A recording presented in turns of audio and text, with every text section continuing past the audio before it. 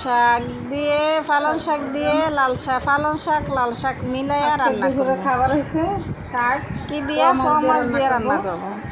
আজকে অনেক দিন হঠাৎ করে মনে হলো যে শাক দিয়ে এখন পালং শাক দিয়ে আমি এই যে পোয়া মাছটা দিয়ে রান্না করব। রান্না করার জন্য নিয়ে নিছি শাকটা কষাই নিলাম, কষানো হয়ে গেছে।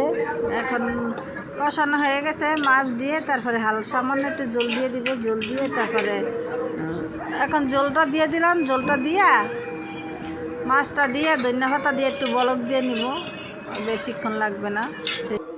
এখন জলটা দিয়ে তারপরে যে মাছটা দিয়ে দিতেছি। এখন বলক এসে বসছে সুন্দর মতন বলক আসছে। এখন মাছ দিয়ে তারপর আমি এই যে ধনিয়া পাতা দিয়ে নামাই ফেলবো। আর রান্না হয়ে এসছে, আর বেশিক্ষণ নাই রান্না করার। রান্নাটা হয়ে গেছে, কিন্তু আমার কথা কইতে ভালো লাগতেছে না, ভয়েস দিতে ভালো লাগতেছে না। তারপর আমি দিতেছি, ভাবছি যে আজকে আমার মেয়েরে দিয়ে ভয়েস দামও, কিন্তু তো দিতে শিখতেছে না। শরীরটাও ভালো না, গলাটা ব্যথা করতেছে। এই তো আমার রান্না হয়ে আসছে, মাছটা দিয়ে দিলাম। এখন বলক আসলে ভালো করে ধনিয়া পাতা দিয়ে নামাই ফেলবো। এই পোয়া মাছ দিয়ে এইভাবে কারা খান? আমরা তো মাছেও মাছ দিয়ে, ইলিশ মাছ দিয়ে, তারপরে এই মাছ দিয়ে, রুই মাছ দিয়ে, সব পদের মাছ দিয়ে, চিংড়ি মাছ দিয়ে এই শাকের ঝোলটা খাই। শীতকাল আসলে এই শাকের ঝোলটা আমাদের কাছে খুবই খুবই ফেভারিট, খুবই মজাদার। আপনারা ইচ্ছা করলে খাইয়া দেখতে পারেন। যদি আমি মিথ্যা বলি তাও প্রমাণ পাবেন, আর যদি মজা লাগে তাও বলতে পারবেন।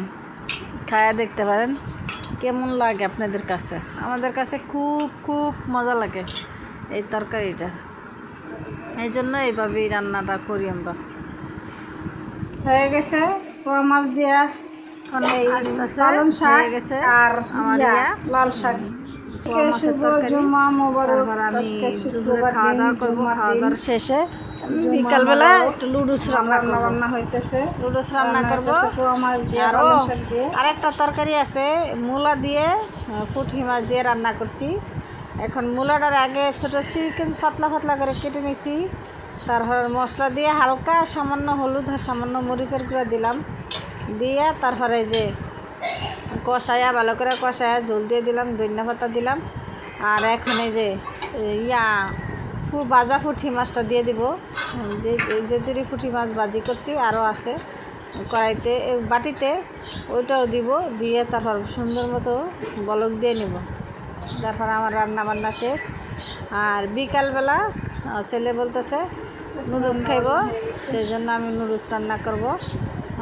নুডলসের জন্য সব কিছু আয়োজন করে নিলাম। এখন আমার পুঁটি মাছের তরকারিটা হয়ে আসছে। এই তো ফাইনাল লুক পুঁটি মাছের। কারা এইভাবে মূলা দেওয়া পুঁটি মাছ খান?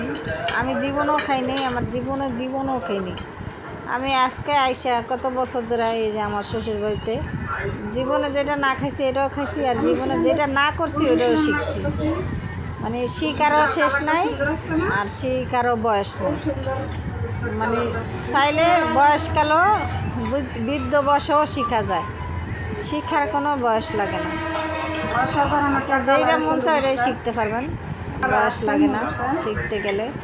আর এই দেখেন আমার নুডলসটা কত সুন্দর মজা হয়েছে, মাশাআল্লাহ, খুব খুব মজা হয়েছে। খাইয়া সবাই খাওয়া খাইছে। আমার নানি শাশুড়ি তো সহজে খাইতেছে না, উনিও খাইছে, আমার শ্বশুরও খাইতেছে না, আমার শ্বশুরও খাইছে। তারপরে আমারও তেমন একটা লুডুস পছন্দ না। ইদানিং ধরে আমি যেটা খাই সেটাই আমার কাছে মজা লাগে।